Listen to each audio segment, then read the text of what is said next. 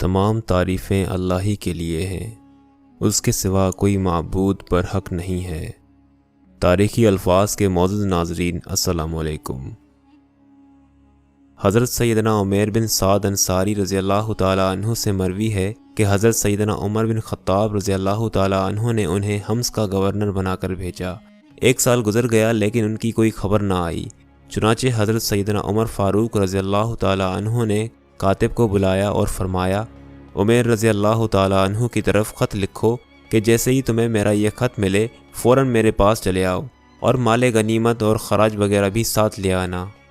جب حضرت سیدنا عمیر بن سعد رضی اللہ تعالیٰ عنہ کو امیر المومنین رضی اللہ تعالیٰ عنہ کا پیغام ملا تو آپ نے اپنا تھیلا اٹھایا، اس میں زاد رہ اور ایک پیالہ رکھا، پانی کا برتن لیا، پھر اپنی لاٹھی اٹھا کر پیدل ہی سفر کرتے ہوئے مدینہ منورہ پہنچ گئے۔ آپ رضی اللہ تعالیٰ عنہ حضرت سیدنا عمر فاروق رضی اللہ تعالیٰ عنہ کی خدمت میں اس حال میں حاضر ہوئے کہ آپ کا چہرہ گرد آلود اور رنگ متغیر ہو چکا تھا اور طویل سفر کے آثار چہرے پر ظاہر تھے۔ آپ رضی اللہ تعالیٰ عنہ نے حاضر ہوتے ہی السلام علیکم یا امیر المومنین ورحمۃ اللہ وبرکاتہ و مغفرتہ کہا۔ حضرت سیدنا عمر رضی اللہ تعالیٰ عنہ نے سلام کا جواب دیا اور پوچھا، اے عمیر رضی اللہ تعالیٰ عنہ، تمہارا کیا حال ہے؟ حضرت سیدنا عمیر رضی اللہ تعالیٰ عنہ نے غرض کی، میرا وہی حال ہے جو آپ رضی اللہ تعالیٰ عنہ دیکھ رہے ہیں۔ کیا آپ نہیں دیکھ رہے کہ میں صحیح و سالم ہوں اور دنیا میرے ساتھ ہے جسے میں کھینچ رہا ہوں؟ حضرت سیدنا عمر فاروق رضی اللہ تعالیٰ عنہ نے پوچھا، تم کیا کچھ لے کر آئے ہو؟ آپ رضی اللہ تعالیٰ عنہ کا گمان تھا کہ شاید حضرت عمیر رضی اللہ تعالیٰ عنہ مال غنیمت وغیرہ لائے ہوں گے۔ حضرت سیدنا عمیر رضی اللہ تعالیٰ عنہ نے عرض کی، میرے پاس میرا تھیلا ہے جس میں میں اپنا زادرہ رکھتا ہوں، ایک پیالہ ہے جس میں میں کھانا کھاتا ہوں اور اسی سے اپنا سر اور کپڑے وغیرہ دھوتا ہوں، ایک پانی کا برتن ہے جس میں پانی پیتا ہوں اور وضو وغیرہ کرتا ہوں، اور ایک لاٹھی ہے جس پر ٹیک لگاتا ہوں، اور اگر کوئی دشمن آ جائے تو اسی لاٹھی سے اس کا مقابلہ کرتا ہوں۔ خدا کی قسم اس کے علاوہ میرے پاس دنیاوی مال و متاع نہیں۔ حضرت سیدنا عمر رضی اللہ تعالیٰ عنہ نے دریافت کیا، اے عمیر رضی اللہ تعالیٰ عنہ، کیا تم پیدل لائے ہو؟ انہوں نے عرض کی، جی ہاں۔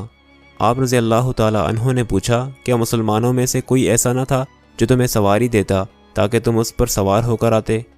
آپ رضی اللہ تعالیٰ عنہ نے عرض کی، نہیں، ان میں سے کسی نے مجھے نہیں کہا اور نہ ہی میں نے کسی سے سوال کیا۔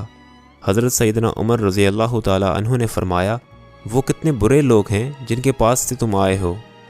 حضرت سیدنا عمیر رضی اللہ تعالیٰ عنہ نے کہا، اے عمر رضی اللہ تعالیٰ عنہ، انہیں برا نہ کہیے، میں ان لوگوں کو صبح کی نماز پڑھتے چھوڑ کر آیا ہوں، وہ اللہ عز و جل کی عبادت کرنے والے ہیں۔ حضرت سیدنا عمر رضی اللہ تعالیٰ عنہ نے پوچھا، تم جس مال کی وصولی کے لیے بھیجے گئے تھے وہ کہاں ہیں اور تم نے وہاں رہ کر کیا کام سر انجام دیے؟ حضرت سیدنا عمیر رضی اللہ تعالیٰ عنہ نے عرض کی، آپ مجھ سے کیا پوچھنا چاہتے ہیں؟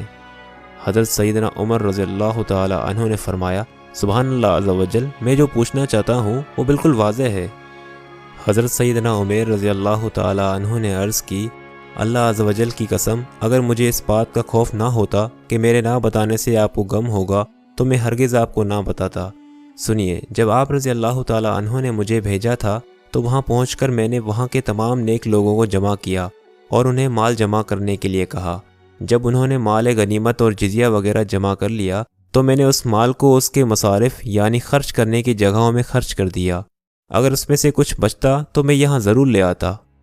حضرت سیدنا عمر رضی اللہ تعالیٰ عنہ نے فرمایا، تم یہاں کچھ بھی نہیں لے کر آئے؟ انہوں نے عرض کی، جی نہیں۔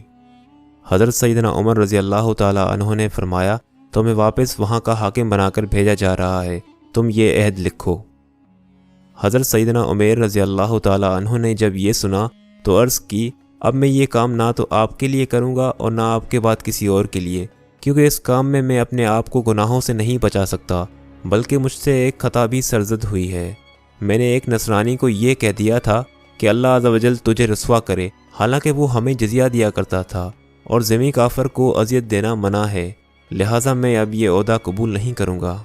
پھر انہوں نے حضرت سیدنا عمر رضی اللہ تعالیٰ عنہ سے اجازت چاہی اور وہ اپنے گھر کی طرف روانہ ہو گئے۔ ان کا گھر مدینہ منورہ سے کافی دور تھا، وہ پیدل ہی گھر کی جانب چل دیے۔ جب وہ چلے گئے تو حضرت سیدنا عمر رضی اللہ تعالیٰ عنہ نے فرمایا ان کے بارے میں تحقیق کرنی چاہیے، لہٰذا آپ رضی اللہ تعالیٰ عنہ نے حارث نامی ایک شخص کو بلایا، اسے 100 دینار دے کر فرمایا تم حضرت عمیر رضی اللہ تعالیٰ عنہ کے پاس جاؤ اور وہاں مہمان بن کر رہو، اگر وہاں دولت کے آثار دیکھو تو واپس آ جانا، اور اگر انہیں تنگ دستی اور فکر و فاقہ کی حالت میں پاؤ تو یہ دینار انہیں دے آنا۔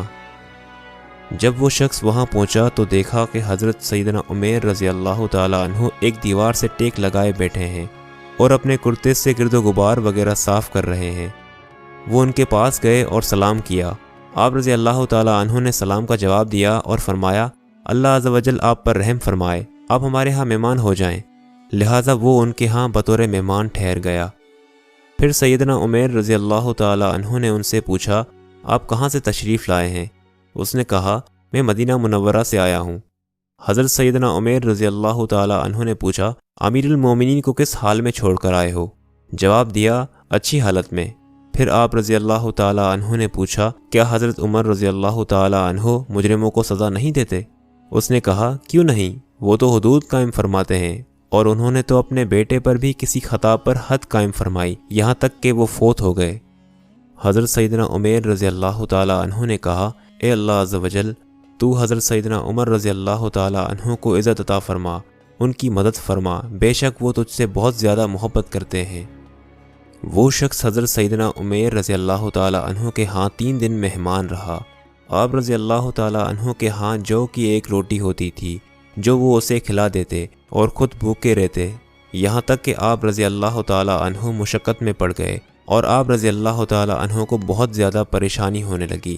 چنانچہ آپ نے اس سے معذرت کرتے ہوئے فرمایا ہمیں بہت زیادہ پریشانی کا سامنا ہے، اگر آپ مناسب سمجھیں تو ہم سے رخصت ہو جائیں۔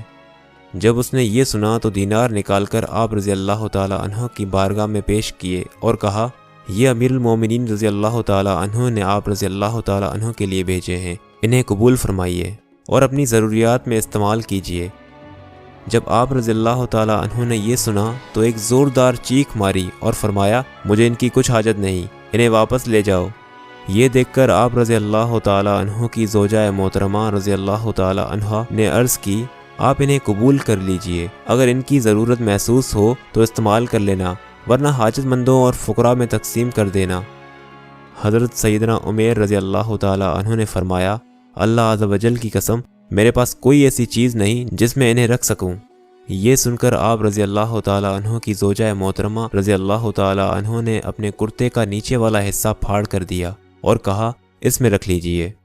آپ رضی اللہ تعالیٰ عنہ نے وہ دینار لے کر اس کپڑے میں رکھ لیے، پھر گھر سے باہر تشریف لے گئے اور تمام دینار غریبوں میں بانٹ دیے۔ جب واپس گھر آئے تو آپ رضی اللہ تعالیٰ عنہ کے پاس 1 دینار بھی نہ تھا۔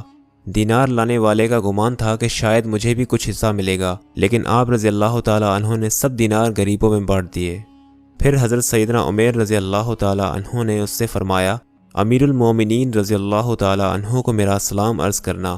پھر وہ شخص وہاں سے روانہ ہو کر حضرت سیدنا عمر رضی اللہ تعالیٰ عنہ کی بارگاہ میں حاضر ہوا۔ آپ رضی اللہ تعالیٰ عنہ نے ان سے پوچھا تم نے وہاں کیا دیکھا؟ عرض کیا بہت تنگ دستی اور فکر و فاقہ کی حالت میں زندگی گزار رہے ہیں۔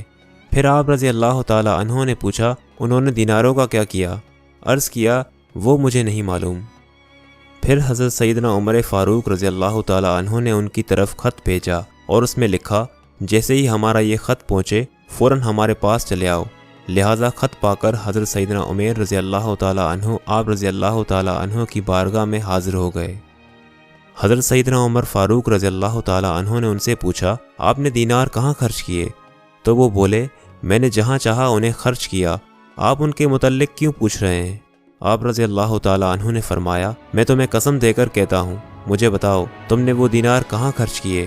حضرت سیدنا عمیر رضی اللہ تعالیٰ عنہ نے عرض کیا میں نے وہ دینار اپنی آخرت کے لیے ذخیرہ کر لیے ہیں۔ حضرت سیدنا عمر رضی اللہ تعالیٰ عنہ نے یہ سن کر فرمایا اللہ عز و جل آپ پر رحم فرمائے اور آپ رضی اللہ تعالیٰ عنہ کو خوش و خرم رکھے۔ اسی طرح حضرت سیدنا عمر رضی اللہ تعالیٰ عنہ آپ کو دعائیں دیتے رہے۔ پھر حکم فرمایا انہیں 6 من گندم اور کچھ کپڑے دے دیے جائیں۔ آپ رضی اللہ تعالیٰ عنہ نے یہ سن کر کہا مجھے گندم کی کوئی حاجت نہیں، میں گھر میں کافی ساری گندم چھوڑ کر آیا ہوں، جب وہ ختم ہو جائے گی تو اللہ عز و جل ہمیں اور عطا فرمائے گا۔ پس آپ رضی اللہ تعالیٰ عنہ نے گندم قبول نہ فرمائی اور کپڑے بھی یہ کہہ کر قبول کیے کہ فلاں غریب عورت کو ان کی حاجت ہے، میں یہ کپڑے اسے دے دوں گا۔ پھر آپ رضی اللہ تعالیٰ عنہ اپنے گھر کی طرف روانہ ہو گئے اور کچھ عرصہ بعد آپ رضی اللہ تعالیٰ عنہ کا انتقال ہو گیا۔ جب حضرت سیدنا عمر فاروق رضی اللہ تعالیٰ عنہ کو ان کے وصال کی خبر ملی تو آپ رضی اللہ تعالیٰ عنہ کو بہت صدمہ ہوا اور آپ رضی اللہ تعالیٰ عنہ ان کی تدفین کے لیے پیدل ہی جنت البقیع کی طرف چل پڑے۔ بہت سے لوگ بھی آپ رضی اللہ تعالیٰ عنہ کے ساتھ تھے۔ جب حضرت سیدنا عمیر رضی اللہ تعالیٰ عنہ کو دفن کر دیا گیا تو حضرت سیدنا عمر رضی اللہ تعالیٰ عنہ نے لوگوں سے کہا، تم اپنی اپنی خواہش کا اظہار کرو۔ ان میں سے ایک شخص بولا، اے امیر المومنین رضی اللہ تعالیٰ عنہ، میری یہ خواہش ہے کہ میرے پاس بہت سا مال ہو اور میں اس کے ذریعے غلاموں کو آزاد کرواؤں تاکہ اللہ عز و جل کی رضا نصیب ہو۔ دوسرے نے کہا، میری یہ خواہش ہے کہ میرے پاس بہت سا مال ہو جسے میں اللہ عز و جل کی راہ میں خرچ کروں۔ ایک اور شخص نے کہا، میری خواہش ہے کہ اللہ عز و جل مجھے بہت زیادہ قوت عطا فرمائے تاکہ میں بحر زمزم سے پانی نکال کر حجاج کو سیراب کروں۔ پھر حضرت سیدنا عمر فاروق رضی اللہ تعالیٰ عنہ نے ارشاد فرمایا، میری تو یہ خواہش ہے کہ مجھے عمیر بن سعد رضی اللہ تعالیٰ عنہ جیسے لوگ مل جائیں جنہیں میں گورنر بناؤں اور مسلمانوں کے کاموں کا والی بنا دوں۔